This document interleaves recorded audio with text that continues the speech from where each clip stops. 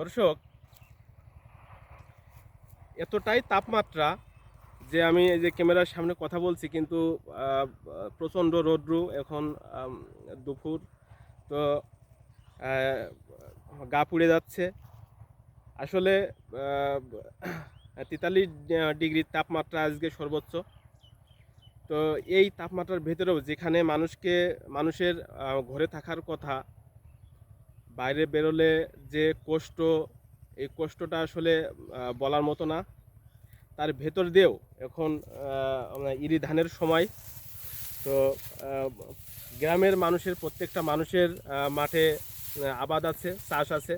তো এই যে ধানটা কেটে তারা পরিশ্রম করছে, প্রতিদিন সকালে উঠে আপনারা দেখছেন যে মাঠে কাজ করছে। তো এই তাপমাত্রার ভেতর দিয়েও যে কঠিন পরিশ্রম করে চলেছে, তো এটা অত্যন্ত কষ্টের।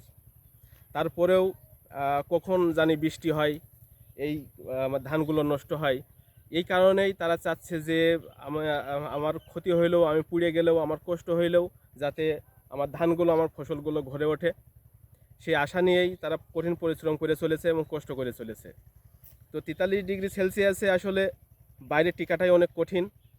তারপরেও আপনারা দেখছেন যে আমি মাঠের ভিতরে দাঁড়িয়ে আছি, প্রচণ্ড রৌদ্র, কষ্ট হচ্ছে আমার নিজেরও। তো এত এই কষ্টটা বেশি উপলব্ধি করতে পারছি না, কারণ ঘন্টার পর ঘন্টা যারা এই মাঠেই কাজ করছে তাদের অবস্থাটা কি হচ্ছে, আমি শুধু একটি 3 মিনিটের ভিডিও বানানোর জন্য সহ্য করতে পারছি না। কিন্তু তারা 6 ঘন্টা, 7 ঘন্টা, 8 ঘন্টা করে পরিশ্রম করে চলেছে, এদের অবস্থাটা কি? তো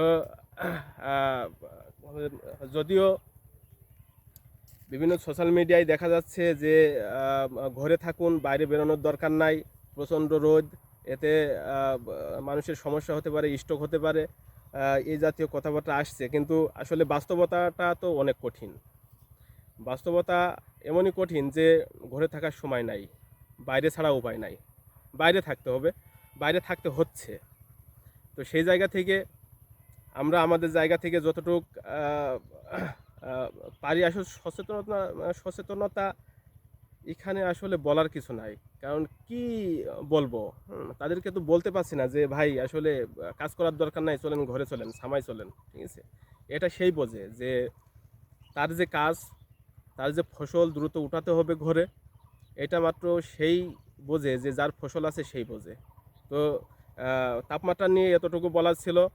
আপনারা যারা শৌখিন, যাদের কাজ নেই তারা বুঝতে পারছেন না, কিন্তু যাদের কাজ আছে তারা ঠিকই বুঝতে পারছে যে তাপমাত্রাটা কী। ভালো থাকবেন, সুস্থ থাকবেন।